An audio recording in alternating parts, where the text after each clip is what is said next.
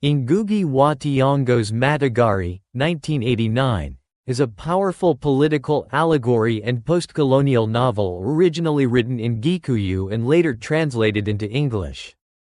It follows the journey of a mysterious man named Matigari Ma Njirungi, who emerges from the forest bearing the symbolic tools of liberation, a belt of peace and a mouth of truth. The novel is both fantastical and realistic, combining myth and modernity to explore the betrayal of post-independence ideals in Kenya and other post-colonial African nations.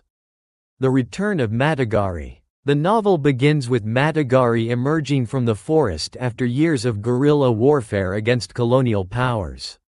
Having buried his weapons under a sacred tree, he believes the war is over and peace has been restored. He now seeks to reclaim his home and family and to build a new society based on justice and equality. However, he quickly realizes that the colonial structures of oppression have simply been inherited by African elites who now govern the country.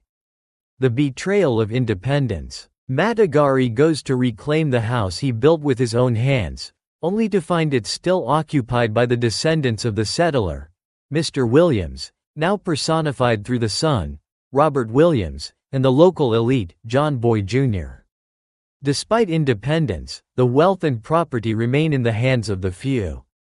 Matigari's confrontation with this new form of oppression sets off his journey across the country, seeking truth and justice. Encounters with the oppressed. Throughout his journey, Matigari meets several characters symbolizing various facets of Kenyan society. These include Githera Murimi, a worker who represents the exploited labor class; Muriuki, a homeless boy who becomes Matigari's companion and symbolizes the lost future of the nation; Wanjira, a young woman trapped in sex work due to economic hardship and systemic patriarchy. The students. They voice radical ideologies and protest, but are often met with violent suppression. As Matigari moves through the city and countryside, he is increasingly bewildered by how the promises of the liberation struggle have been abandoned. Instead of justice, there is fear; instead of unity, division; instead of freedom, systemic repression. Institutional hypocrisy. Matigari visits churches, government buildings, police stations, and schools, hoping to find justice. However, he is met with hypocrisy, cowardice, and complicity. The church tells him to wait for justice in the afterlife. The government protects the interests of the powerful. The police suppress truth, and the education system produces obedient citizens rather than critical thinkers. Matigari becomes a national obsession. Rumors abound that he is immortal, that he cannot be killed, and that he may be the spirit of a freedom fighter returned. The government declares him an enemy of the state, and a manhunt ensues. The arrest and escalation. Matigari is arrested, thrown into a cell, and interrogated. However, even in prison, he stirs the spirits of rebellion among the inmates. Eventually, he escapes, with Muriuki and others helping him evade the authorities. As state violence escalates, the myth of Matigari begins to grow. In the end, Matigari disappears. No one knows whether he is dead or alive. But his legacy continues. In the final scene, Muriuki digs up the weapons Matigari had buried and takes them up, symbolizing the continuation of the struggle. The torch of resistance passes on to a new generation. Analysis. 1. Allegory and symbolism. Matigari is a deeply allegorical novel. Almost every character and institution in the novel represents a broader political or social idea. Matigari himself is both a man and a myth. His name means, the patriots who survived the bullets, and he symbolizes the spirit of resistance, the conscience of the nation, and the revolutionary ethos. Robert Williams and John Boy Jr. represent neo-colonialism, those who maintain colonial structures in post-independence societies.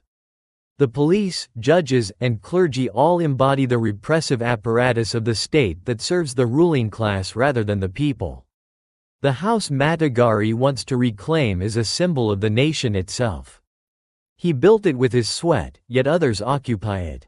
This represents how the fruits of independence have been denied to the true liberators and instead handed to elites. 2. Myth versus reality. The novel deliberately blurs the lines between myth and reality. Matigari becomes a legend in his own lifetime.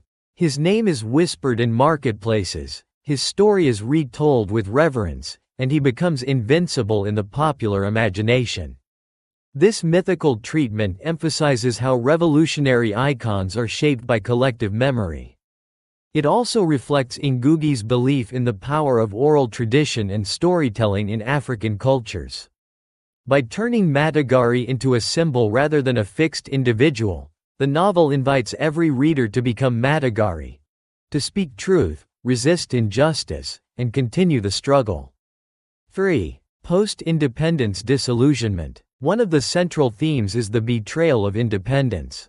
Ngũgĩ critiques the African post-colonial state that has failed to deliver the promises of liberation.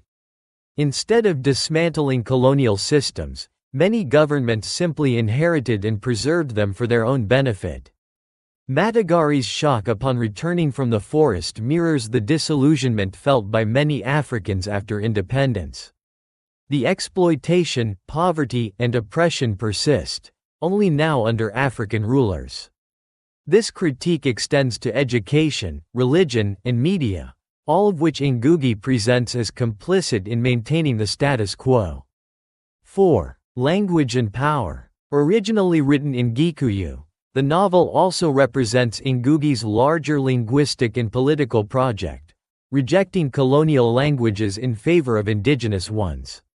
For Ngũgĩ, language is not neutral, it carries ideologies. By choosing Gikuyu, he roots the narrative in African culture and resists the intellectual domination of English. Within the novel, the spoken word, truth-telling, is both dangerous and liberating. Matigari's mouth, full of truth, challenges authority, sparks fear in the powerful, and gives hope to the poor. The novel valorizes the oral tradition as a form of resistance and community cohesion. 5. Role of women and children. Though the novel focuses heavily on political allegory, it also offers a critique of gender inequality and generational betrayal. Wanjira's character highlights how women suffer doubly under both economic exploitation and patriarchy. Her story reveals how even liberation movements often marginalize women. Muriuki, the boy, represents the future generation, the inheritor of both the dreams and failures of the past. By the end, his act of taking up the buried weapons signifies a renewal of revolutionary energy. This theme reflects Ngũgĩ's understanding that real change must involve the full spectrum of society, not just political leaders or male warriors. 6. Satire and irony. Ngũgĩ uses satire to devastating effect. The contradictions of the post-colonial state are laid bare. The church that preaches patience in the face of injustice. The government that calls truth-tellers terrorists. The police who protect the interests of the rich while jailing beggars and workers. This bitter irony emphasizes the absurdity of the system. The state criminalizes heroism and sanctifies oppression. Themes at a glance. Theme description. Betrayal of liberation. Post-independence Kenya fails its people, replacing colonialism with local elite rule. Revolutionary spirit. Matigari symbolizes the undying spirit of resistance and justice. Myth and collective memory. Matigari becomes a folk hero, showing how societies build and preserve revolutionary legends. Language as resistance. Use of indigenous languages and oral traditions to subvert colonial cultural dominance.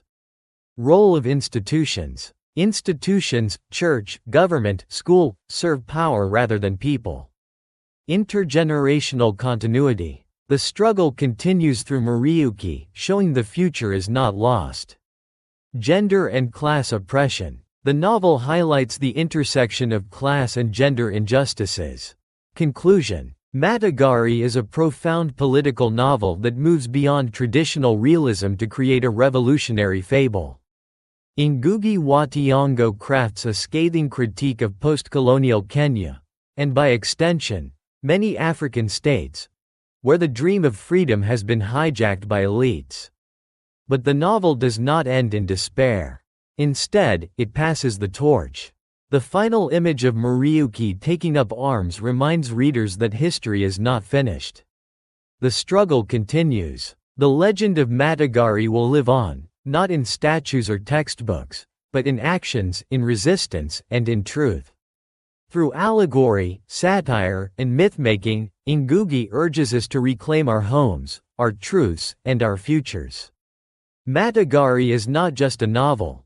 It is a call to arms, a challenge to complacency, and a testament to the enduring hope for justice.